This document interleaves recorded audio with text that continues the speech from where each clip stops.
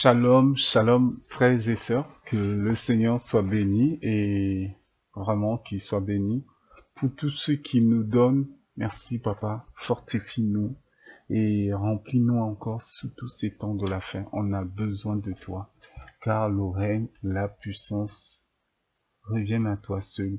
Au nom de Yoshua, Hamashiach. Amen. Donc, frères et sœurs, vraiment, j'ai tenu à nous partager un point qui me vient comme ça. C'est un peu sur l'orgueil. Sur l'orgueil. Qu'est-ce qui peut... l'orgueil qui est un moyen puissant qui nous empêche de voir la main d'Élohim. Vraiment, je prie que le Seigneur puisse encore nous accompagner pendant ce temps. Et moi qui vous partage ces choses, je suis pas meilleur. Tous les jours, on se bat, que le Seigneur nous aide davantage à arriver jusqu'à la fin. Donc, pour voir cela, on va prendre 2 rois. Je vais prendre 2 rois. Vous pouvez prendre chez vous 2 rois 5, 12. 2 rois. Dont 5. 2 rois 5 à partir du verset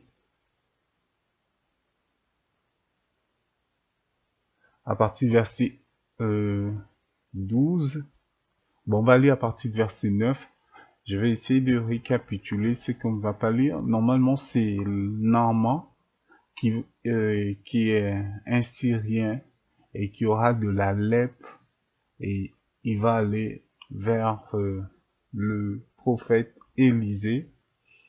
Et voici, je vais commencer à partir du verset 9. Naaman vint avec ses chevaux et son char et s'arrêta et à la porte de la maison d'Élisha, dont Élisée.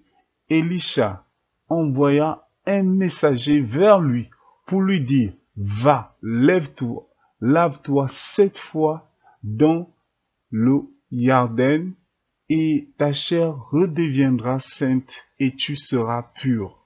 Mais Naaman se mit dans une grande colère et s'en alla en disant, voici, je me disais, il sortira, il se tiendra là et il invoquera le nom de Yahweh, son Elohim, puis il guérira sa main, puis il agitera sa main sur la plaie et guérira le lépreux. Verset 12. Le fleuve de Damas, l'Amana et de Parpa ne sont-ils pas meilleurs que toutes les fleuves d'Israël? Ne pourrais-je pas m'y laver et devenir pur? Ainsi, il s'en retourna et s'en alla furieux. Mais ses serviteurs s'approchèrent et lui parlaient en disant, mon père, si le prophète t'avait dit une grande parole, et ne l'aurais-tu pas fait? À plus forte raison, quand il te dit, lave-toi et tu deviendras pur. Alors il descendit et se plongea 7 fois dans le Jordan, selon la parole d'Élohim.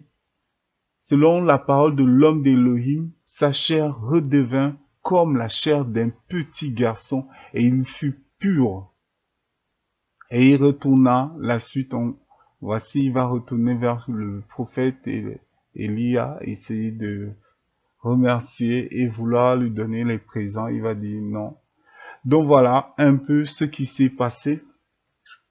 À partir du verset 12, voici Naaman qui est venu voir le prophète. Élisée va lui dire que va te tromper 7 fois dans le Jordan, dans le Jourdain, et ta chair, et tu deviendras pur. Mais qu'est-ce qu'il va dire? Il va dire, les fleuves, verset 12, les fleuves de Damas, Lama et de Parpa ne sont-ils pas meilleurs que tous les eaux d'Israël? Ne pourrais-je pas m'y laver et devenir pur? Ainsi, il s'en retourna et s'en alla furieux. Donc voilà un peu ce qu'on veut partager sur l'orgueil qui nous empêche de voir la main du Seigneur dans notre vie. On est chrétiens, d'autres qui m'écoutent, qui ne sont pas encore chrétiens, convertissez-vous et le Seigneur vraiment nous fait du bien quand tu es chrétien. C'est une vie tous les jours. Donc, et voici un point vraiment qui est vraiment important. L'orgueil. L'orgueil. C'est un homme que le Seigneur va susciter.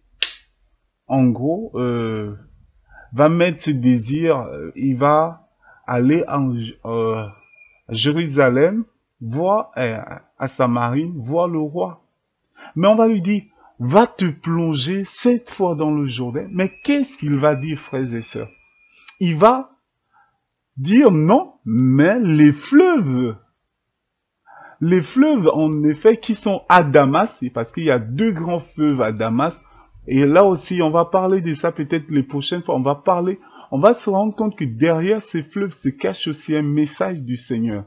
Mais pour l'instant, nous n'allons pas parler de ça. Le Seigneur va dire à cet homme, va plonger 7 fois. Mais il va dire non. Il y a des fleuves, il y a des meilleurs fleuves. Il y a des fleuves qui sont à Damas, qui sont meilleurs, qui sont propres même, parce que ces fleuves étaient plus propres que le Jourdain. Lorsqu'on regarde la position même de ces 2 fleuves, on dit que ces fleuves, il y a un qui descendait et qui avait trois branches et qui se divisaient, et c'était beau lorsqu'on regardait ces fleuves. Pas que lorsqu'on regarde ces fleuves, ça existe toujours. Et vous voyez vraiment la beauté de ces fleuves. Si c'était vous ou moi, je pense que peut-être on aurait réagi comme Naaman. Parce que ces fleuves qui étaient à Damas, là où il était, c'était meilleur. Des fleuves étaient beaux. Waouh, quand vous regardez comment elles coulaient, et le Yarden, ça coulait jusqu'à la mer morte. Ça encore, c'est une autre chose. Et c'était pas évident. C'était pas évident lorsque vous regardez le fleuve vous faites la comparaison de ces fleuves. C'était pas évident. Mais voilà un homme tellement orgueilleux, il connaissait toutes ces réalités, mais il va s'arrêter. Et parfois, c'est ça. Le Seigneur voulait guérir cet homme, mais il va bouder. Il va dire non. Qu'est-ce que j'ai à faire avec ce fleuve? Qu'est-ce que moi j'ai à faire avec ces fleuves? Et voilà ce qui arrive.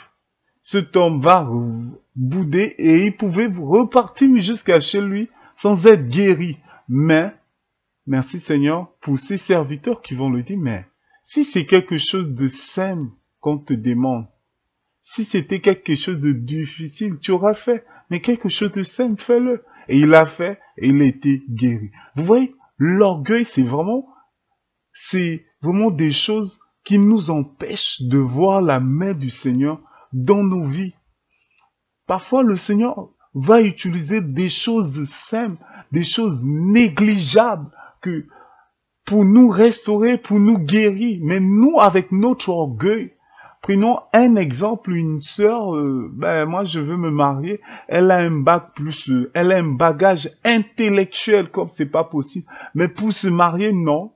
Moi, mon mari doit avoir un bac plus ceci, alors que le Seigneur veut te donner un simple boulanger, mais qui va te faire plaisir dans ton foyer. Et vous voyez, à cause des choses qu'on a emmagasinées, à cause de cet orgueil, et du coup, on ne va pas expérimenter, on ne peut pas expérimenter la main du Seigneur. Que le Seigneur nous garde, frères et sœurs. Et les temps deviennent de plus en plus difficiles, oui. Mais nous, si on n'est pas humble, on ne peut pas expérimenter la main du Seigneur. Regardons aujourd'hui l'orgueil. Oh, parce que j'ai ceci. Oh, il y a des meilleurs, en gros, en Syrie, nos fleuves sont meilleurs. C'est quoi le fleuve de Jourdain?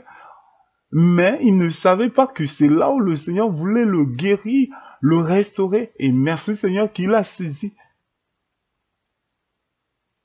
Qu'il a saisi. Qu'est-ce que la Bible nous dit dans Proverbe 15? Je vais lire Proverbe 15, à partir du verset 33. Qu'est-ce que la Bible nous dit? La crainte de Yahweh est la discipline de la sagesse. L'humilité précède quoi? La gloire. Et c'est ça, les amis. L'humilité. L'humilité. Le Seigneur nous appelle à être humbles. Humbles. Regardons aujourd'hui nos assemblées. On va dire non, c'est un jeune, il ne peut pas prêcher comme ça, il ne peut pas. Hey, et si on était humble, reconnaissant la grâce qui est dans la vie de ce jeune, peut-être on devait aller loin. Et le Seigneur utilise qui il veut. L'humilité, frères et sœurs. L'orgueil. Verset 25, même Proverbe 15, il dit, l'Éternel renverse la maison des orgueilleux, mais il affermit les bornes de la veuve. Les orgueilleux. Le Seigneur va toujours renverser leurs projets. Va toujours renverser. La Bible dit, soyez humbles. La Bible nous exhorte toujours à être humbles comme des petits enfants. Être comme des petits enfants. Apprenons à nous soumettre, nous humilier. Et regardons ce qui s'est passé. Naaman qui va passer à côté de la volonté de ce Dieu. Il va passer à côté de ce qu'Élohim voulait faire. Mais parce qu'il y avait ses serviteurs, il s'est rattrapé. Frères et sœurs, qui est-ce qui nous empêche de saisir ce que le Seigneur veut faire dans nos vies? Qu'est-ce qui nous empêche? Qu'est-ce qui nous empêche?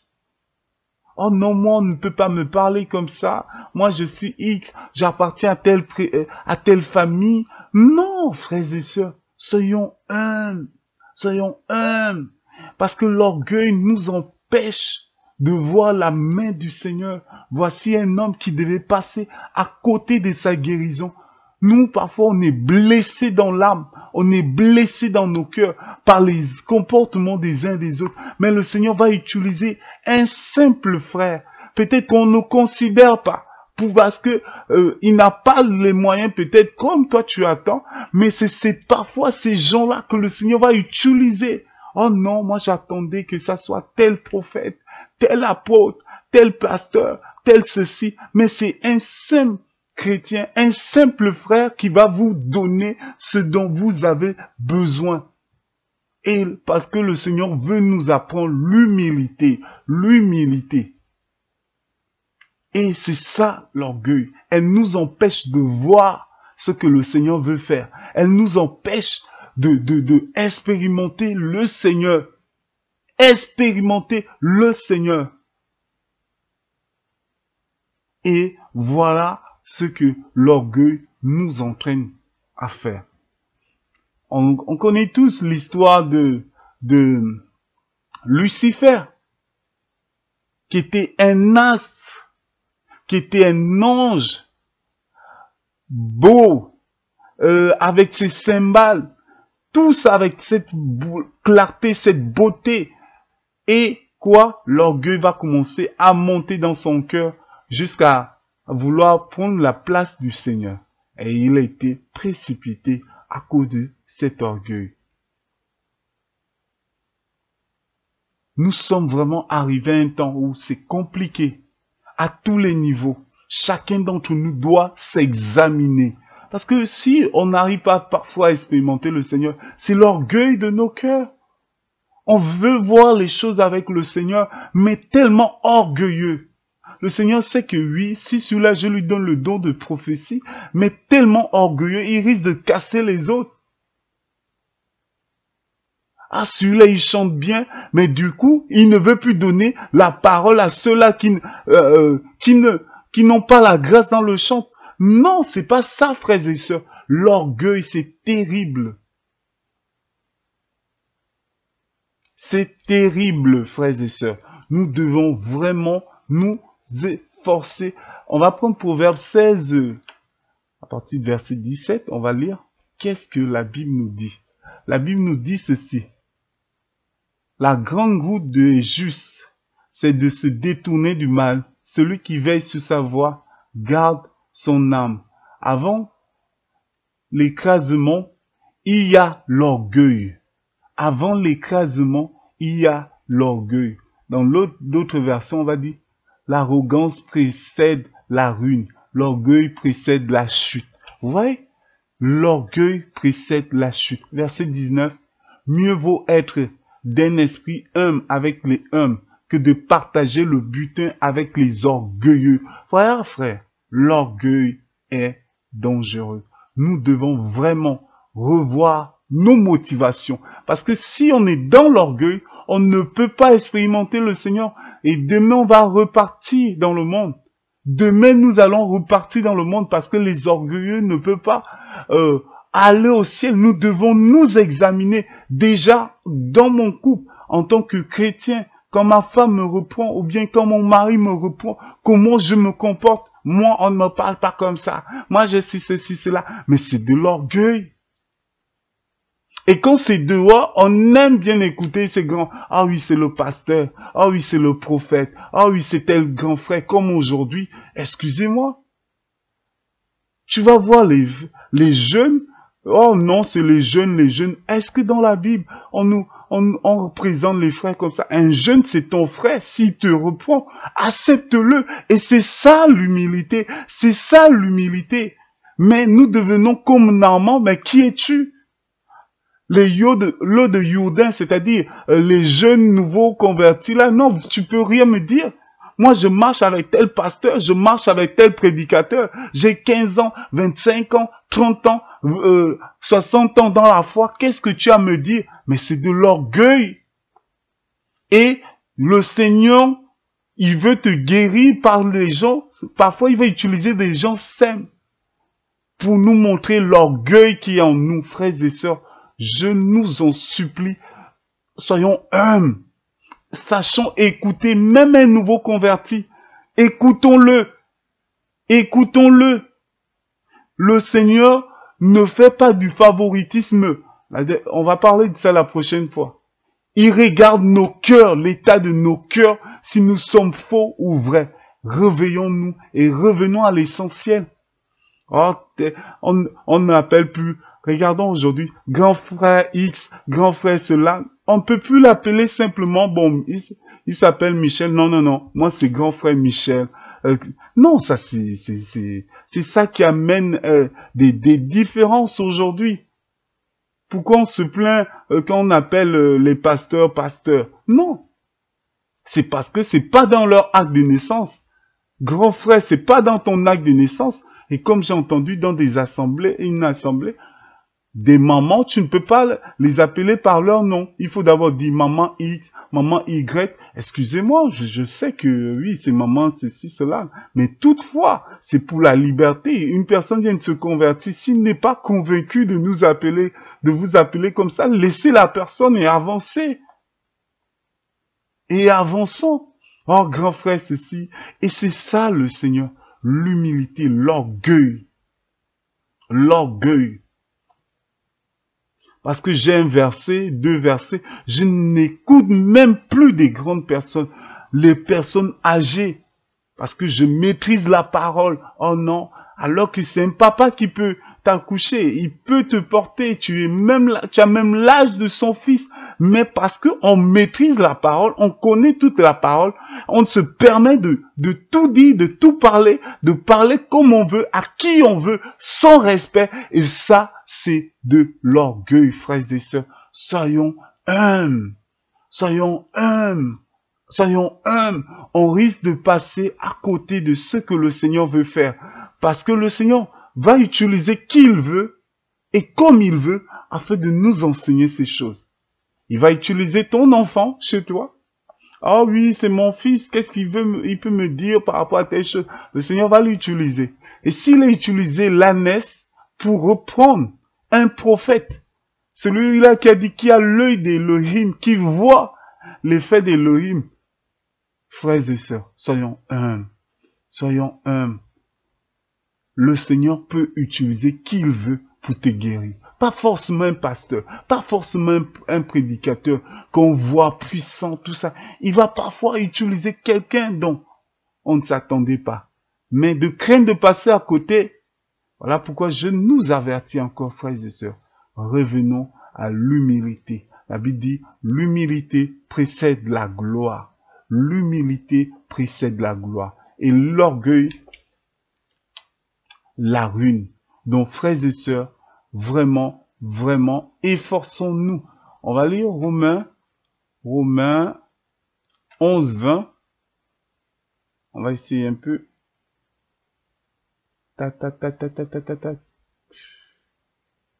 Romains 11, verset 20. Voici ce que dit la Bible. C'est vrai, elles ont été retranchées. Ça, c'est Paulos qui va dire cela aux chrétiens de Rome. C'est-à-dire, oui, les Juifs ont été... Il parlait des Juifs. Il parlait de Juifs. En effet, il va commencer à parler de beaucoup de choses. Et là, c'était un peu des chrétiens. Il dit, verset 20, c'est vrai, elles ont été retranchées à cause de leur incrédulité. C'est-à-dire les Juifs qui étaient retranchés. Et tu es debout par la foi, c'est-à-dire nous. Ne t'élève donc pas par orgueil, mais crains. Voilà le dernier discours dont je vais nous dire, frère. Ne nous levons pas par orgueil, craignons. Travaillons avec crainte et tremblement. Parce que le Seigneur va aussi nous demander compte. Nous sommes des oliviers sauvages qui ont été greffés. C'est-à-dire à tout moment, si nous-mêmes on est orgueilleux, nous aussi on peut passer à côté. Donc voilà pourquoi craignons, frères et sœurs. Soyons humbles. Laissons le Seigneur travailler nos cœurs avec qui il veut.